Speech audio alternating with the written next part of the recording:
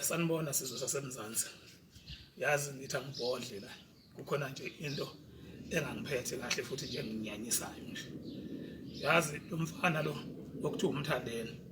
Kahle angimazi ukuthi ucabanga ukuthi ngiyini mina la kuye. Yabo. Lo mfana lo usukela ingane yami wayithuka.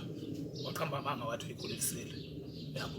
Emva kwalokho omama abahlola lengane le bayithatha bayoyihlola befuna ukuthola isiqiniseko sokuthi lo dodo okhulunywayo lo mfana ukhona ngempela yini. Yabo.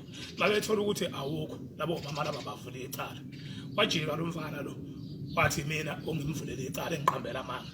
Ngangeke mina ngimvulele lo mfana icala ngalokho ngoba ngiyamazi ukuthi ingqondo yakhe isebenza kanjani. Lokho intangenakho lokho akanakho nje isidanga. Yabo. Ngoba ngangazi ukuthi mangingamvulela icala vele lizomudla ngoba uyekhuluma umbhedo lento ayekhuluma wayazi kahle naye ukuthi ayikho. Yabo. So ngamiyeka mina ngathi ngakhuluma nezinduna ngathi ngicacise licime leli icala leli singaqhubeki nalo ngoba ngibalekela ukuthi lengane le bengisenhlelweni zokuyemulisa. Yabo.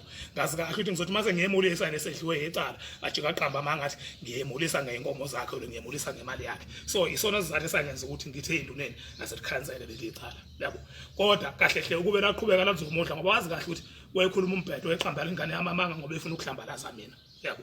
So manje sengimbona esehamba ekhuluma izinto engingayitholi kahle balushukela ekhuluma into engazwakali kule show yakhe le ifaka igama lami efaka nengane yami. Lo mfana lo akabazi abantu ngiyambona ngithatha kancane mhlawumbe ucabanga ukuthi ngilezi intatheli lezahamba ekhanga empama ezenzo magoti bakhe. Mina angiyona ke lo nhlobo leyo. Yabona mthandeni mfana wami wala sohlangana khona ngokufundisa abantu wena.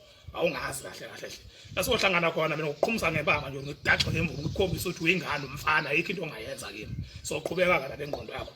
Ngiyakukhoza mfana wami. Ngiyakukhoza ngikhomba ngomono ngiyakukhoza.